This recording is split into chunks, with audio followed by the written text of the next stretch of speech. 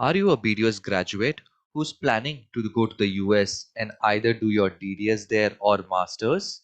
Are you confused what you have to do there to get a job after completing your DDS? What is the scope?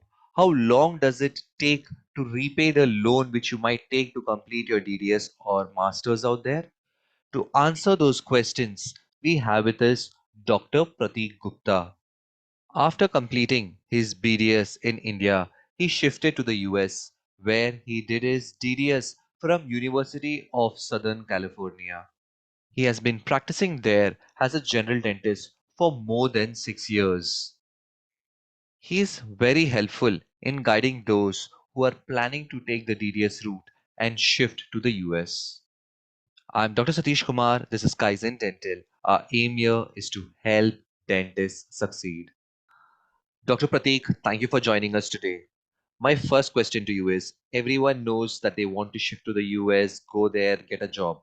But I want to ask you, is it easy to find a job after one completes his DDS?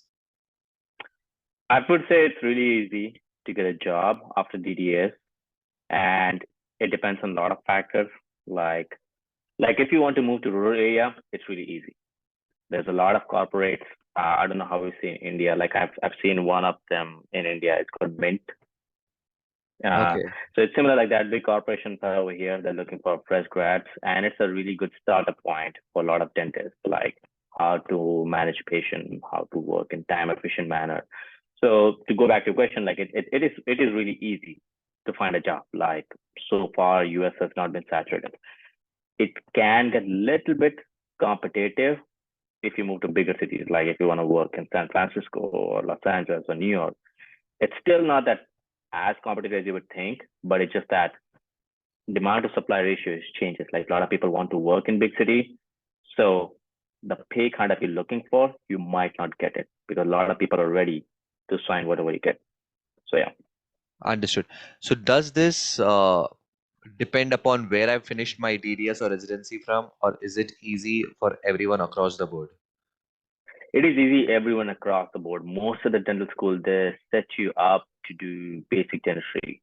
Like once you graduate, you're able to do basic bread and butter dentistry. That's like fillings, cleanings, dentures, extractions, crowns, anterior endos.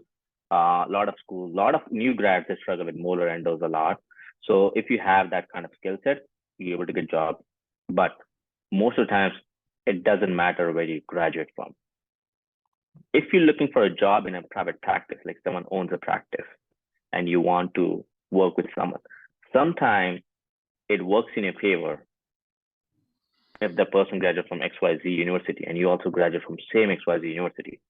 It works in the Okay. favor of you because they would know that the mindset is kind of similar. They would not have to invest so much time to train you the way they work.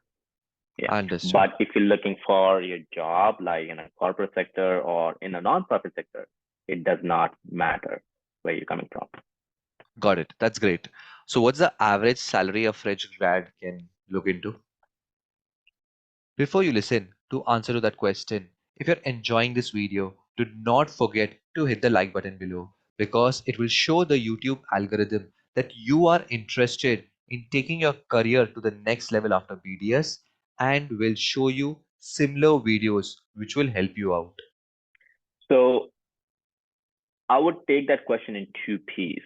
The reason Okay. average can be, I understand average salary you're looking at, but again, let me break it down. Suppose you want to work in Los Angeles, okay, where is basic minimum daily pay? It can be around $450 to $500, okay.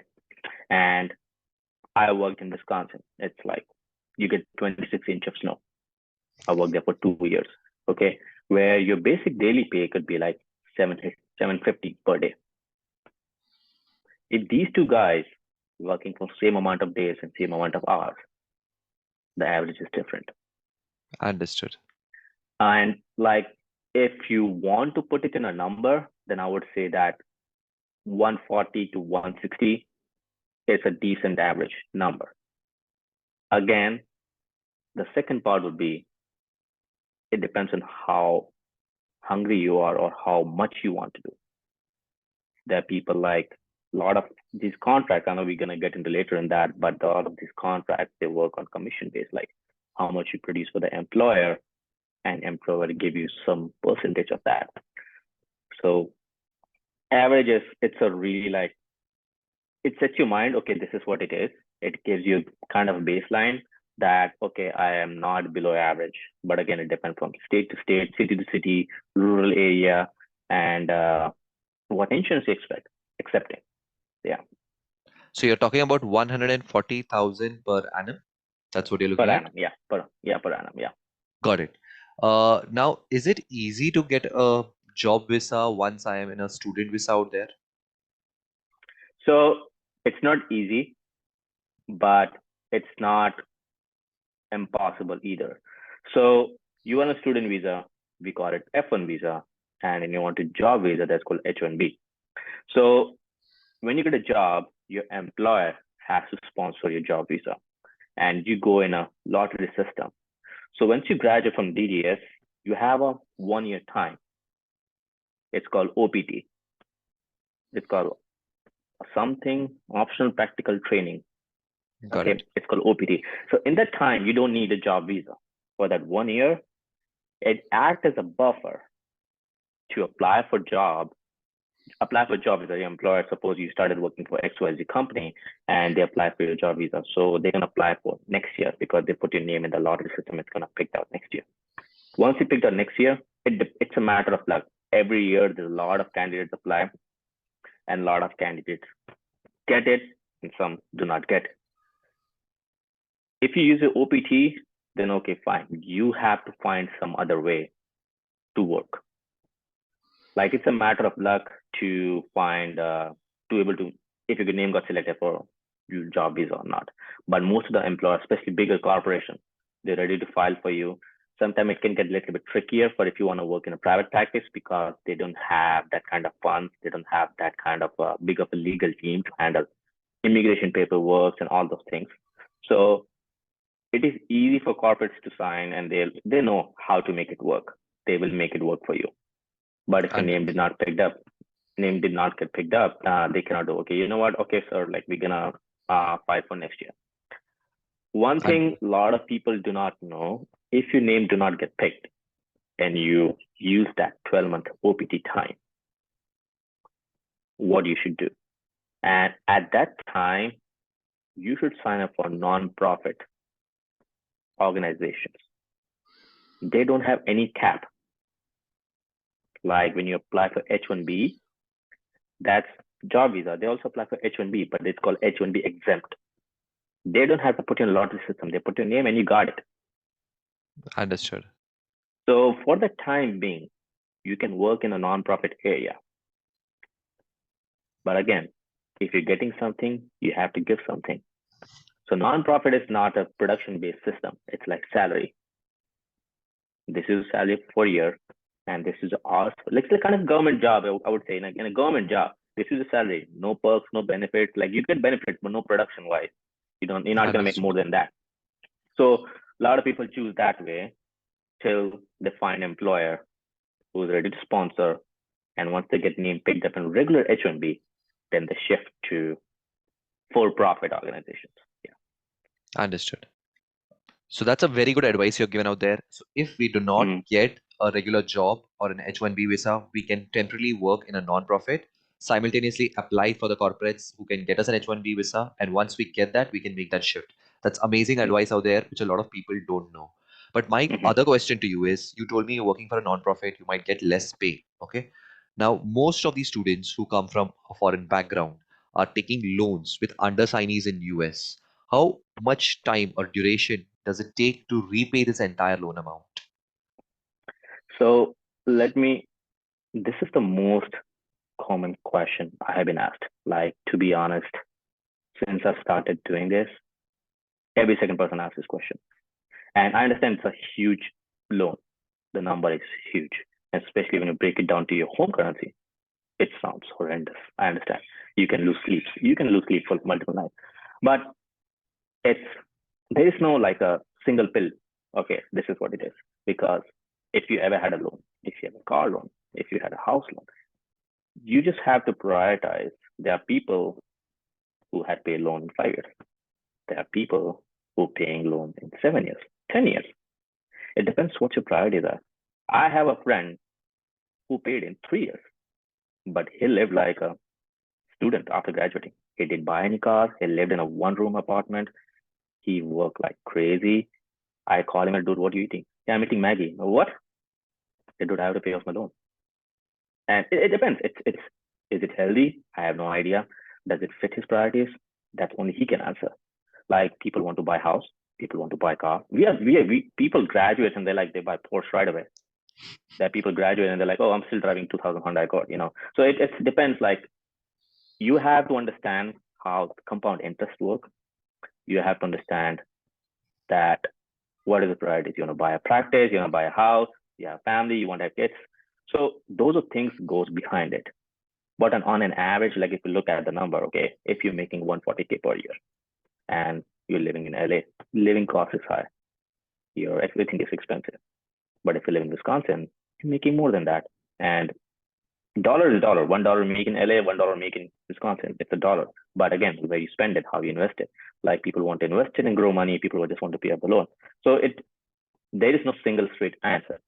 But on average, I have seen people that takes minimum 5 to 7 years to get the big chunk out. And a lot of students to refinance it.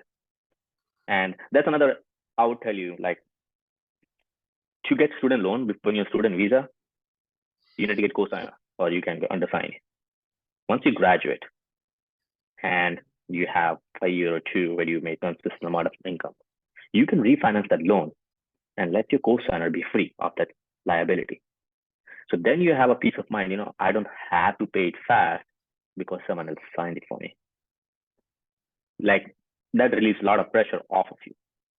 And it is my mindset, but again, it depends from person to person. And there are some lenders that would sponsor, ready to refinance your loan for you. So it is there is no straight answer. There is no straight answer for that question. If you manage to finish a car loan, then I know they give you, okay, for 72 months you can finish it, but if you want, you can finish it early. And most of the loans, they don't have early payment penalty because we are not taking government loan, we are taking private loans, and most of the loans, they don't have early penalty. So if you want to finish it, you have money, okay, go ahead, pay for it. Got it. So if you live like a pauper, the best you can do is 3 years. On an average, if you save well, live well, a decent life, around 5 to 7 years. And then if you have other priorities you want to spend somewhere else, it can go beyond 7 years as well. Yeah. Great. And most of the loans, they give a duration for 15 to 20 years. Oh, okay. Okay, so that is also like an crucial information. And so, yeah. Got it. So now you come out of DDS, you have to join a practice, maybe a corporate or a private practice. Are these contracts which are there easy to read, easy to understand? And what are the loopholes and problems people face while signing these contracts? Because most of the dentists who move from India are not used to such contracts. It's not easy. It's not easy to read those contracts. Like imagine you gave a treatment plan to an engineer. They cannot understand. So just like we can understand the lawyer's legal terms.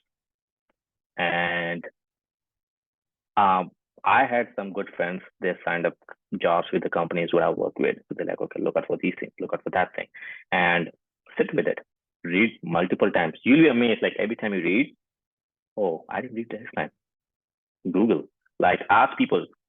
I know, like it is not legally you cannot share your contract with anybody else, but you can share this contract with a legal attorney. Just ask him to read it for you. Just see what he means.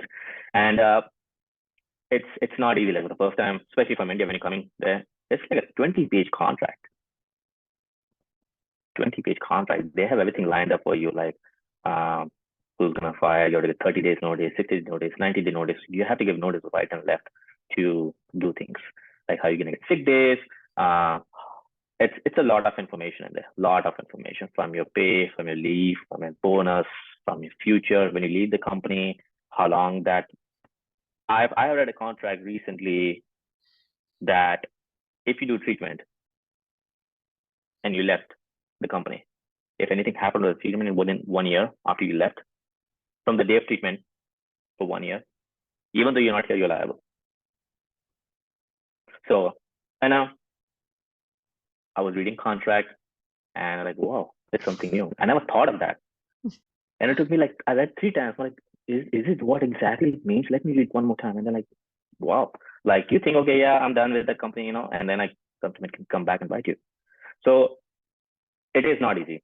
I'm not gonna sugarcoat it, but it's not easy. But it takes time. It does take time because you're signing a huge document, and you can take the document legally to the court, and your employer can take the document legally because you both have signed it. Yeah. Understood. So now you got a job, you understood the pay, you know how to repay the loan. Okay. The final aim of a lot of dentists is to get into the US, get a green card, get a permanent residency.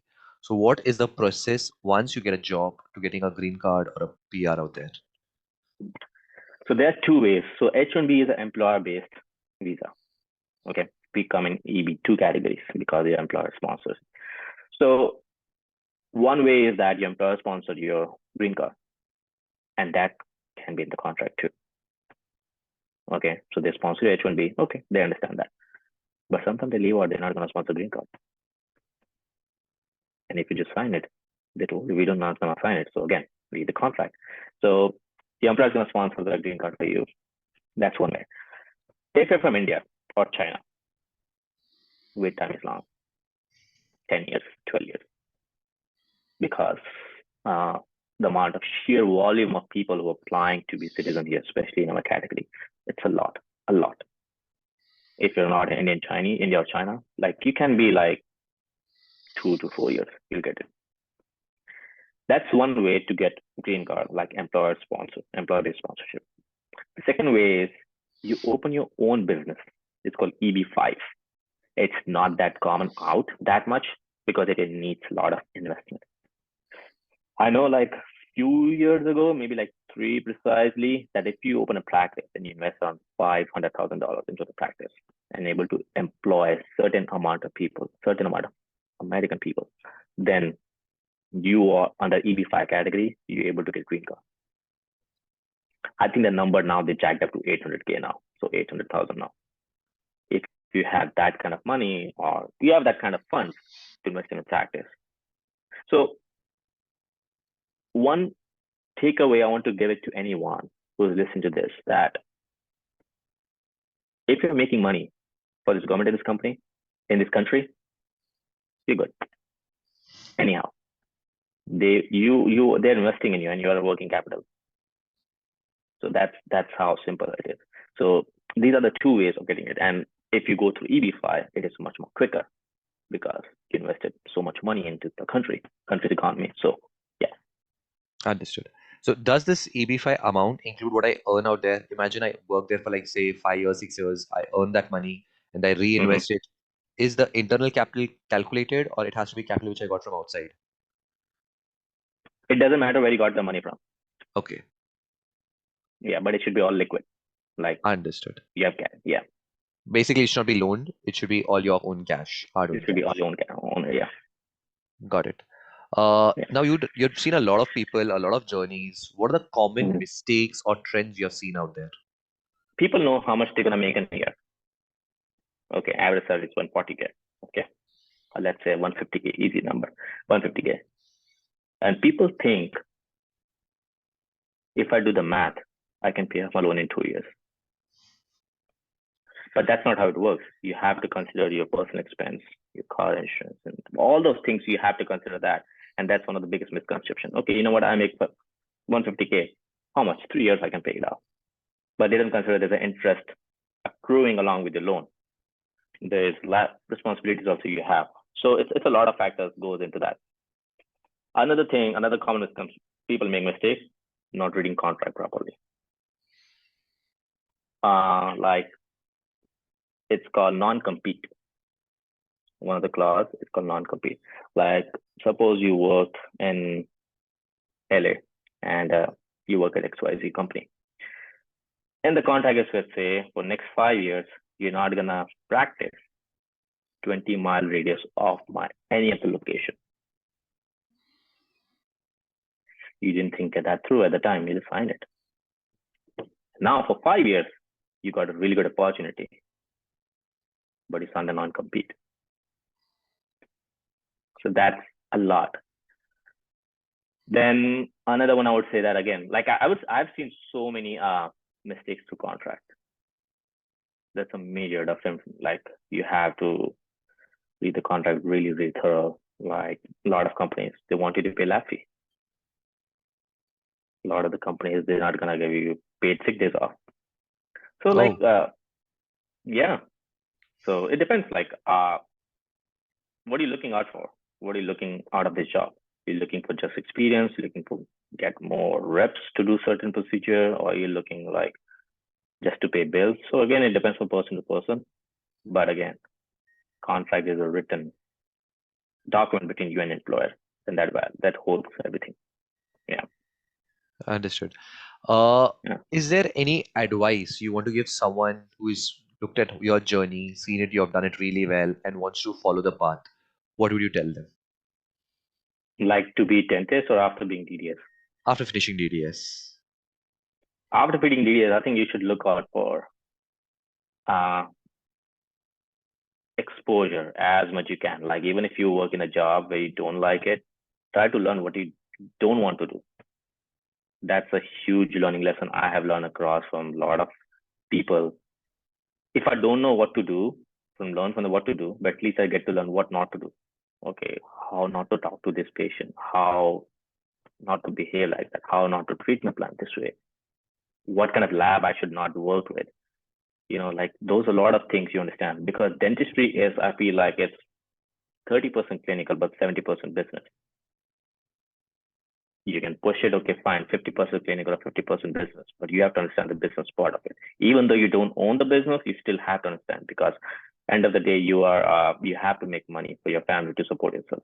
And most of the times people are coming here to this country. I understand nobody wants to say it out loud, but people are coming here for money. And that's that's the bigger reason. And if you don't have the peace of mind that, okay, how are you going to make that? And to make money, you need to do certain amount of procedures. To get good at procedure, you have to get exposure or reps. And as I told you in the beginning, like fortunately from people coming from India, we have good amount of exposures. Like we make complete denture from scratch. In my school where I graduated, we have to make 2 complete dentures. For that Okay. also, I would send to a lab to do teeth setup. I'm like, wow, that's like piece of cake. So like we come from really well-rounded course where we did everything. But a lot of schools over had PG and they didn't get to do crowns, they didn't get to do root canals. So like if you get those skill sets, it will make you stand out when you look for jobs. And that helps out. Like I'm telling you from my own experience, when I started for the job, they asked me, like a lot of employees ask you first question, do you do molar endo? Yeah. How long does it take to finish? 45 to 50 minutes. All right. Like they want someone who can do more procedure. They don't want to refer out procedures. So more clinical setup you have, more skills that you have, it helps you a lot. And you can take free courses, you can watch people, you can shadow. There's a lot of information out there. And thanks to social media, like there's a lot of people you can ask questions. Most of the times they will answer it. So one of the advice for younger dentists, like they have all the resources on their fingertips, unlike you and me. Like when we graduate, like, oh, I couldn't never think of like, and that's one of the reasons I started doing this, because when I came here, I had no one to look out. Or maybe I was not that tech savvy, but I was no one to look at to reach out to someone who's sitting in US. Hey, how is it like? I just, as a step goes on, I talk to people and talk to people and talk to people about it. So they have resources. They just know how to use it. One piece of advice I would say, that only not to ask silly questions.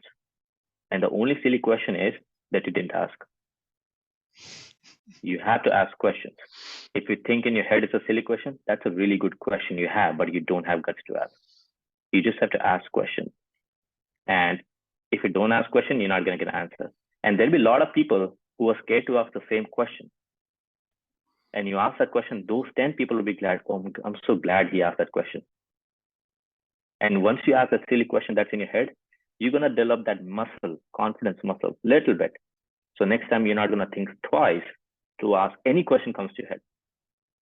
it can be stupid and 10 people might be thinking it, but don't think that way. Just ask it. And then they say, okay. Like I'm telling you, like a lot of people like, hey, why do you go into the US? I want to help people and blah. People are here for money. We want better quality of life. And it as simple as that. A lot of people don't want to ask, like, how much do you make? I can tell you. So and a lot of young dentists, like I feel like we hold on to this urge to not to buy things when you're student life, and the moment you graduate, they get first paycheck, and people go extravagantly. And again, it depends on priorities of life, but you have to look at the long picture. It's not a sprint; it's a marathon. Yeah. So now if someone wants to contact you because you're very helpful across social media, how do they do that? I think social media is the best way. Reach out to me on Instagram. Most of the times, I answer question within 1 or 2 days. Uh, but again, like do some research. Most of the information is out there. Understood. And actually, I would go back and I'll give you one piece of advice. If you want to survive in this country, you have to be resourceful. I can And understand sometimes, because okay, it's a very common thing. People do not do research, expect to be spoon-fed. If you're planning to yeah, go abroad to US or somewhere, remember there's no spoon feeding out there. You will have to do the effort yourself. So what we'll be doing is we'll be putting this entire post in Instagram as a collab hmm with Dr. Pratik. So if you have any doubts after you're done your initial research, you can DM him and I'm sure he's very helpful as he's helped a lot of people I know before. Thank you, Dr. Pratik, for taking out your time from your busy schedule and joining us today. thank you, Satish. Thank you so much for having me. Thank you. If you're planning to go to the US after your BDS and enjoy this video, it is compulsory that you check out each and every video on our USA After BDS playlist because you do not want to be missing out on valuable information. In each of those videos, we have discussed different topics with various people who have done it successfully.